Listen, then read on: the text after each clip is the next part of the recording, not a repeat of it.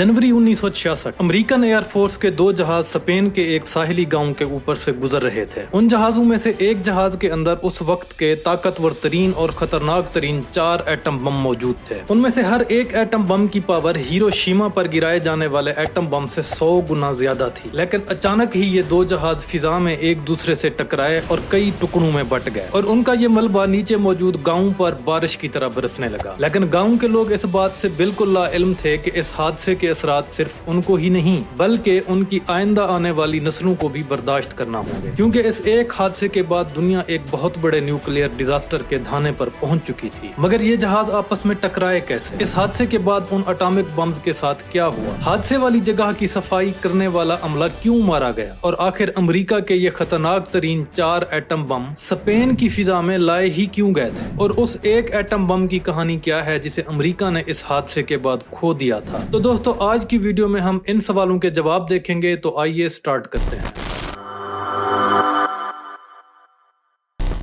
बिस्मिल्लाहिर्रहमानिर्रहीम, अस्सलाम वालेकुम। मैं हूं इरफान जतोई, इरफेक्ट में खुश आमदीद। दोस्तों, ये वाकया सर्द जंग के दौर का है जब अमेरिका और सोवियत यूनियन के माबैन सर्द जंग जोरों पर थी। बुनियादी तौर पर अमेरिका और सोवियत यूनियन और उनके इत्तेहादियों के दरमियान 1940 से लेकर 1991 तक जारी रहने वाले तनाज़ा, तनाव और मुकाबले को सर्द जंग कहा जाता है। इस पूरे अरसा के दौरान ये दोनों अजीम ताकतें मुख्तलिफ शोबाजात में एक दूसरे की सख्त मुखालिफ रहीं, क्योंकि अमेरिका और सोवियत यूनियन के दरमियान सुपर पावर बनने की दौड़ छिड़ी हुई थी और दोनों फरीक एक दूसरे को नीचा दिखाने के लिए और टेक्नोलॉजी और तरक्की के मैदान में आगे निकलने के लिए पूरा जोर लगा रहे थे। इस दौरान दोनों फरीकैन के माबैन इंतहाई हद का टाकरा रहा। ये दोनों फरीकैन एक दूसरे के खिलाफ साजिशें और प्रॉक्सी वार्स में भी मुलव्वस रहे और एक दूसरे की तरफ से हमेशा मोहतात रहते थे, क्योंकि इन दोनों के माबैन जंग छिड़ जाने का खतरा हमेशा ही मंडलाता रहता था। इस सर्द जंग ने आगे चलकर खलाई दौड़ के साथ साथ असले की दौड़ को भी जन्म दिया और इसी दौरान यानी सर्द जंग के दौरान 1957 में सोवियत यूनियन की जानिब से पहला इंटरकॉन्टिनेंटल बैलिस्टिक मिसाइल लॉन्च किया गया। ये एक long range guided missile system था जो 1 घंटे के अंदर 3700 मील का फासला तय करने की सलाहियत रखता था। इसका मतलब ये था कि सोवियत यूनियन दूसरे बरे आज़म में बैठकर 1 घंटे के अंदर जहां चाहे अपने अहदाफ पर एटम बम फेंक सकता था। वो जब चाहता अमेरिकन एयर बेसेस को चंद घंटों में ही मिटा देने की अहलियत रखता था, क्योंकि उसके सिर्फ एक बटन दबाने के बाद guided missile system atom bomb के हमरा बहुत कम वक्त में अपने हदफ को निशाना बना सकता था। और ये अमेरिका के लिए एक बहुत बुरी खबर थी, क्योंकि अमेरिका एटम बम गिराने के लिए अभी तक बम्बर एयरक्राफ्ट इस्तेमाल कर रहा था, यानी वो एटम बम गिराने के लिए जहाजों का इस्तेमाल करते थे, जिसमें बहुत ज्यादा वक्त लग जाता था, क्योंकि पहले जहाज का अमला जहाज तैयार करे, उसमें एटम बम लोड किया जाए और फिर महफूज तरीके से अपने हदफ के ऊपर इंसानों की मदद से एटम बम को फेंका जाए। और लंबा फासला होने की सूरत में यानी किसी दूसरे बरे आज़म पर बम फेंकना हो तो दरमियान में जहाज का ईंधन खत्म हो जाने की सूरत में रिफ्यूलिंग वगैरह जैसे मसाइल भी आड़े आने थे और जाहिर है इस सब में बहुत ज्यादा वक्त लग जाना था। तो इसका मतलब ये था कि अगर अमेरिका और सोवियत यूनियन में जंग छिड़ गई तो सोवियत यूनियन अमेरिका के जहाज उड़ने से पहले ही उनको निशाना बनाकर खत्म करने की ताकत रखता था और अमेरिका किसी भी मुमकिन हमले की सूरत में बर वक्त और तेजी से जवाबी कार्रवाई करने की पोजीशन में हरगिज नहीं था। तो इस मसले का हल निकालने के लिए अमेरिका ने एक टॉप सीक्रेट मिशन तरतीब दिया जिसे ऑपरेशन क्रोम डूम का नाम दिया गया है। ऑपरेशन क्रोम डूम को अमेरिकन एयरफोर्स ने तरतीब दिया था, जो उस वक्त का सबसे कंट्रोवर्शियल मिशन था और उस पर आज भी तनकीद की जाती है। मगर ये मिशन अमेरिका की जानिब से मुसलसल 8 साल यानी 1961 से लेकर 1968 तक जारी रहा। इस मिशन के मुताबिक सोवियत यूनियन की जानिब से किसी भी मुमकिन हमला का बर वक्त जवाब देने के लिए अमेरिका के कुछ जहाजों में अमेरिका के उस वक्त के खतरनाक तरीन थर्मोन्यूक्लियर वेपन्स यानी एटॉमिक बम लोड किए जाने थे और उन जहाजों को हर वक्त फिजा में ही उड़ते रहना था और उनकी रिफ्यूलिंग भी हवा में ही की जानी थी। जी हाँ दोस्तों, ये जहाज जिन पर खतरनाक तरीन एटम बम लोड होते थे 24 घंटे मुसलसल हवा में ऐसी लोकेशन पर उड़ते रहते थे जहाँ से सोवियत को बर वक्त निशाना बनाया जाना मुमकिन था। इन सब जहाजों को उनके अहदाफ पहले ही बता दिए गए थे। ये सिर्फ ऑर्डर के इंतजार में रहते थे कि कब ऑर्डर मिले तो ये अपने इन अहदाफ के ऊपर एटम बम्स को गिरा दें। इन जहाजों के रूट्स वक्त के साथ साथ बदलते रहे, लेकिन 3 रूट्स कॉमन थे। पहला रूट अलास्का से जापान की तरफ था,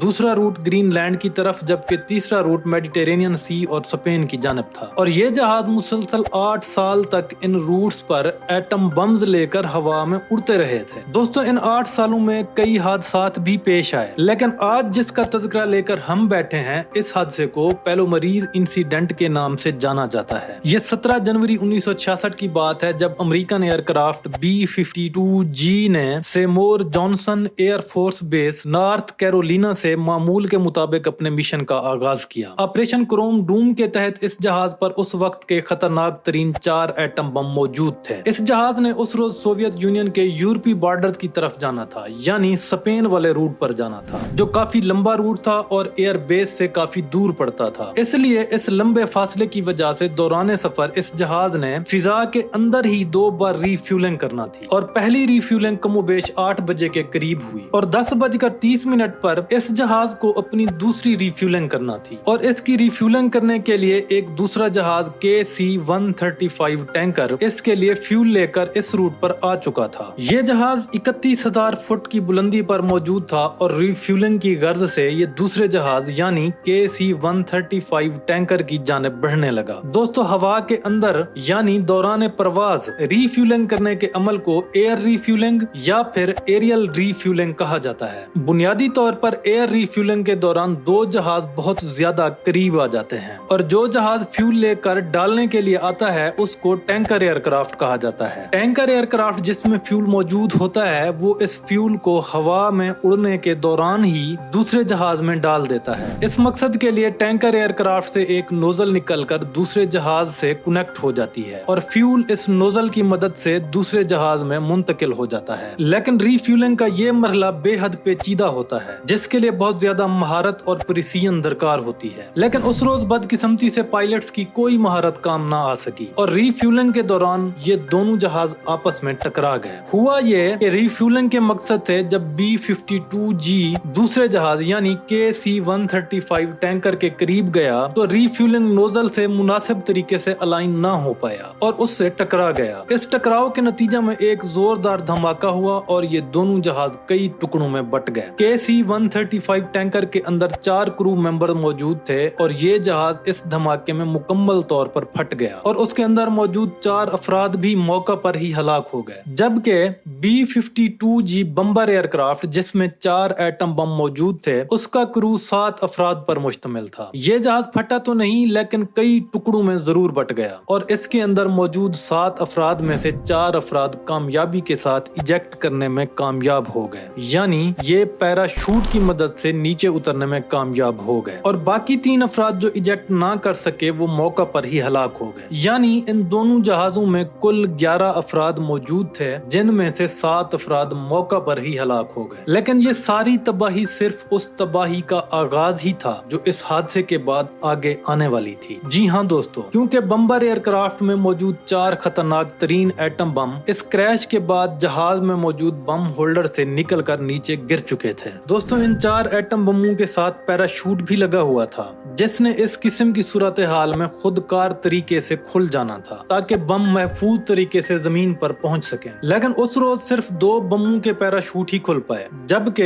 2 बमों के पैराशूट खुलने में नाकाम रहे। और जब ये 2 एटम बम जिनके पैराशूट ना खुल पाए थे जमीन से टकराए तो एक जोरदार धमाका हुआ। ये एटम बम फटने वाला धमाका नहीं था, यानी इस टकराव से न्यूक्लियर फ्यूजन का अमल तो स्टार्ट नहीं हुआ था, लेकिन इस धमाके से एटम बम में मौजूद खतरनाक और जहरीला प्लूटोनियम यानी ताबकार मादा हर तरफ फैलने लगा था, और एक बहुत बड़े एरिया में मौजूद तमाम घर, दरख्त और पौधे इसकी लपेट में आ गए। जहां ये एटम बम गिरे थे वहां 2 एकड़ के रेडियस में बहुत बड़े गड्ढे बन गए थे, और इन एटम बमों की ताबकारी हर तरफ फैलने लगी थी, यानी प्लूटोनियम डस्ट ने हर चीज को अपनी लपेट में ले लिया। आसपास मौजूद तमाम घर, दरख्त, पेड़ पौधे और खेत, खास तौर पर टमाटर के खेत, सब इस प्लूटोनियम डस्ट की जद में आ चुके थे। लेकिन वहां पास में मौजूद गांव के लोग बिल्कुल ला इल्म थे, उनको कोई अंदाजा तक नहीं था कि ये ताबकार मादा उनके کے ساتھ ساتھ ان کی آئندہ آنے والی نسلوں کے لیے بھی درد سر بننے جا رہا ہے۔ جی ہاں دوستو، پلوٹونیم ایک خطرناک ترین اور زہریلا تابکار مادہ ہے جس کا ایک ذرہ بھی اگر سانس کے ساتھ اندر چلا جائے تو یہ کینسر کا موجب بن سکتا ہے، اور زیادہ مقدار کا مطلب موت ہے۔ دوستو، یہ حادثہ اسپین کے ایک گاؤں پیلو مریض میں پیش آیا تھا۔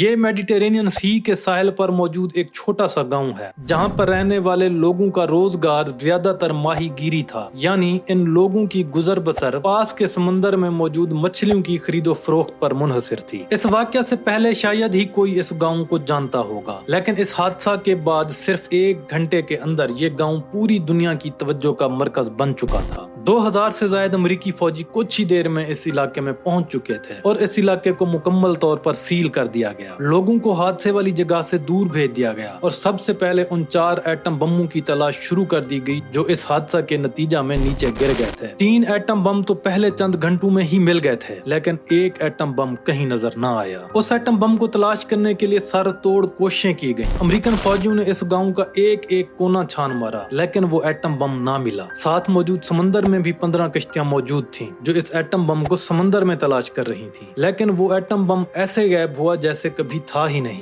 2 ماہ سے زائد عرصہ بیت چکا تھا اور یہ سارا علاقہ سیل تھا اور امریکن فوج اس ایٹم بم کی تلاش میں سرگرداں تھی، لیکن وہ ایٹم بم کہیں نظر نہ آیا۔ اس بات نے امریکہ کی پریشانی کو مزید بڑھا دیا، کیونکہ ایک تو اس کو عالمی سطح پر تنقید کا سامنا کرنا پڑ رہا تھا، دوسرا یہ کہ اس وقت ایٹم بم کی ٹیکنالوجی بھی بہت نایاب تھی، اور اگر یہ ٹیکنالوجی امریکہ کے دشمنوں کے ہاتھ لگ جاتی تو یہ بات امریکہ کے لیے بہت نقصان دہ ثابت ہو سکتی تھی۔ اس لیے امریکہ کی پریشانی بڑھتی ہی چلی گئی۔ دوستو، اس چوتھے ایٹم بم کو تلاش کرنے کے ساتھ ساتھ علاقے میں پھیلی تابکاری کے خلاف بھی اقدامات جاری کر دیے گئے، کیونکہ اس حادثے کے بعد کم و بیش 2.6 مربع کلومیٹر کا احاطہ اس تابکاری کی زد میں آ گیا تھا، اور اس علاقے کے آس پاس کے گھر اور کھیت، خاص طور پر ٹماٹر کے کھیت وہاں فراوانی میں تھے جو اس تابکاری کی زد میں آ گئے تھے۔ اس لیے اس علاقے کی صفائی کے لیے وہاں پر موجود تمام فصلوں کو جلا دیا گیا۔ اس علاقے کی مٹی کی اوپری تہہ یعنی زمین پر موجود کم و بیش 1 فٹ مٹی کی تہہ کو بیرلز یعنی ڈرموں میں بھر کر دور لے جا کر دفنا دیا گیا، اور آس پاس کی عمارتوں اور دیگر اشیاء کو پانی اور ڈٹرجنٹس کے ساتھ بار بار دھونے کے بعد ان پر کئی بار پینٹ کیا گیا تاکہ اس بات کو یقینی بنایا جا سکے کہ کوئی بھی تابکاری موجود نہ رہے۔ لیکن حیرت انگیز طور پر صفائی کرنے والے عملہ کو کوئی حفاظتی لباس فراہم نہیں کیا گیا، بلکہ وہ اس زہریلی فضا میں بغیر حفاظتی اقدامات کے اپنی ڈیوٹی سر انجام دیتے رہے۔ اس سب کے باوجود امریکہ کی پریشانی ابھی تک قائم تھی، کیونکہ کم و بیش 2 ماہ بیت چکے تھے اور ابھی تک گم ہو جانے والا ایٹم بم نہیں ملا تھا۔ اور پھر ایک دن ایک ماہی گیر نے سمندر میں ایک مخصوص جگہ کی نشاندہی کرتے ہوئے بتایا کہ حادثہ کے روز اس نے اس جگہ پر کوئی چیز گرتے ہوئے دیکھی تھی، اور جب اس ماہی گیر کی بتائی ہوئی جگہ پر تلاش شروع کی گئی تو وہاں پر واقعی ہی ایٹم بم مل گیا جو سمندر کی تہہ میں 2500 فٹ کی گہرائی میں پڑا ہوا تھا، اور حیران کن طور پر اتنے دن پانی میں رہنے کے باوجود یہ بالکل ٹھیک تھا۔ دوستو، اس حادثہ کے بعد لوگوں کی جانب سے جانی مالی نقصان کے کئی دعوے سامنے آئے، اور حقیقتاً اسپین کو